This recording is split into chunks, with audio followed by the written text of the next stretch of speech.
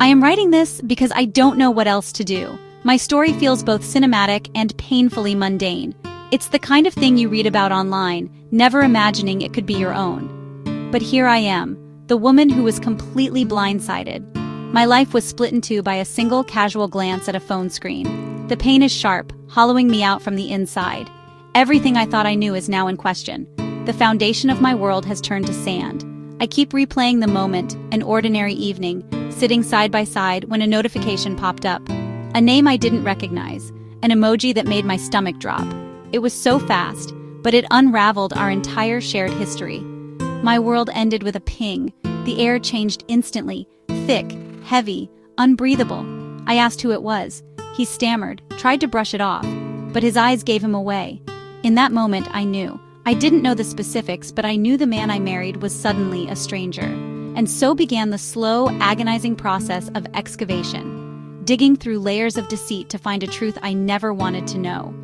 Each revelation is a bone, a piece of a skeleton that forms the monster that was living in my house all along. I am numb, I am shattered, I am sitting in the rubble of my own life trying to understand how I got here, how the person I trusted most could have built a secret life right under my nose. And now, I have to face the truth I never saw coming. Our love story was supposed to be one for the ages. We met young, two souls who just clicked. He was my best friend before anything else. We decided to get married, to promise forever. Then the pandemic hit, and suddenly we were forced into a long-distance marriage, separated by an ocean. Those years apart were hard.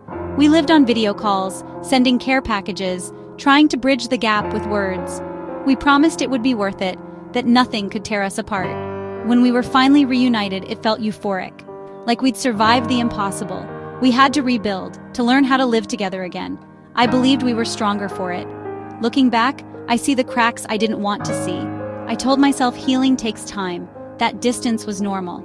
I wanted so badly to believe in our story, in the epic romance of it all. I never imagined the biggest obstacle wasn't the ocean between us, but the secrets he was keeping. Our love survived distance, but not deception. Before the pandemic, we had our own crisis, a breaking point. Our relationship became strained and we separated for a while. It was messy, painful. I was not perfect. I said things I regret. My behavior was toxic at times, born of hurt and fear. He wasn't innocent either. He became cold, distant, making choices that wounded me. We both contributed to the breakdown, but after months of silence, we started talking again. Slowly, carefully. We decided our love was worth fighting for. We reconciled. We promised to do the work, to face our toxic behaviors head-on. Therapy, hard conversations, apologies, forgiveness. It felt like a true second chance. We believed we were better, wiser, more committed. Our reconciliation was built on radical honesty. We laid all our cards on the table, confessed our wrongdoings. We promised no more secrets, no more lies. This became the cornerstone of our new beginning. It was the vow that mattered most, and it was the one I clung to, believing in it with every fiber of my being. I never imagined it would be the one he'd break most completely. Our renewed relationship felt stronger, more intentional. We made a pact to be open not just about the big things, but the small, weird corners of our minds. I prided myself on being an open-minded partner. I believed if he ever wanted to explore something new, he could come to me.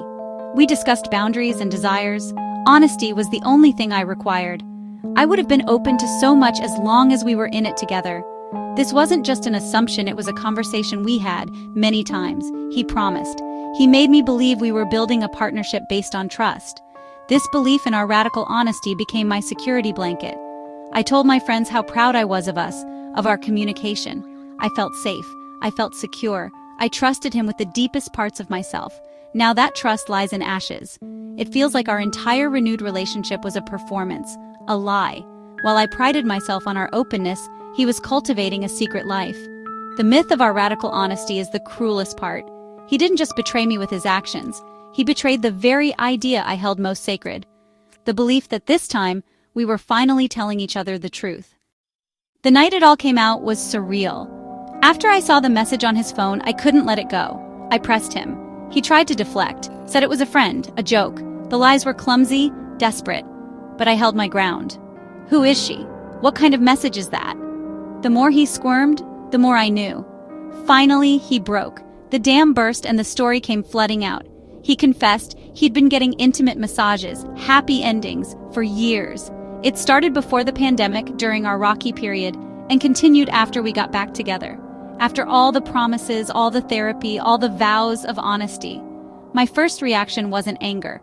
It was disbelief, a system-shocking disbelief. The words didn't compute. It was like he was describing a life that couldn't possibly be ours. Every ordinary day we'd spent together suddenly felt tainted, rewritten. Every "I'm going to run some errands" was now a potential lie. The life I'd been living was a fiction he'd written for me.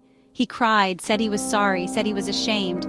He offered excuses, but I could barely hear them. The man I loved, the man I'd forgiven and trusted again, was confessing to a long-term calculated betrayal. He had been living a double life, and I, his wife, had been completely oblivious. I was the fool in a story I didn't even know I was in. The truth was finally out, and nothing would ever be the same. I need to be clear. The pain isn't about the sex. It's not about the massages themselves. I am a sexual, open-minded person. I would have been willing to talk about anything. If he had come to me with a fantasy or need, we could have explored it together. The act itself isn't what's destroying me, it's the lie. The years of calculated, intentional deceit. Every time he booked an appointment, left the house, or nodded in agreement about honesty, he chose to lie. This wasn't a one-time mistake. It was a pattern. A secret world he built and maintained for years. The betrayal is in the shared moments that now feel stolen. He didn't just lie about the massages, he lied about everything they touched. He created a false reality for me to live in. What hurts most is the violation of trust we had so painstakingly rebuilt. I was healing, being honest, doing the work. He was just pretending. It wasn't a lapse in judgment. It was a conscious decision made over and over again. After his confession, I needed proof. I asked for his phone. He handed it over, defeated. I started to scroll. Messages, emails, search history, a digital archive of his betrayal. The evidence was all there, names, dates, locations, a roadmap of his lies, stretching back years. I saw messages from before our separation and from last week. Every memory was now corrupted. My hands shook, but I couldn't stop looking. I was searching for something, an explanation, a reason, or just to make it real. Each message confirmed the depth of the deception. He wasn't just a customer, he had relationships of a sort with these providers. He was living a whole other life, with a whole other set of interactions. I was a ghost in my own marriage. The phone, once a symbol of our connection, is now the weapon that delivered the fatal blow. It holds the complete, uncensored story of his betrayal, a story he never intended for me to read. Today, I took off my wedding ring. I didn't throw it, I just slid it off and placed it on the kitchen counter. It looks so small, a tiny gold circle that's supposed to represent a love that is infinite and unbroken. But our love is not infinite. It is broken. The ring feels like a lie now, just like everything else. I am walking through my days in a fog of numbness. I look at him, this man who shares my bed, and I don't know who he is. He cries, begs for forgiveness, but how can I ever believe a word he says again?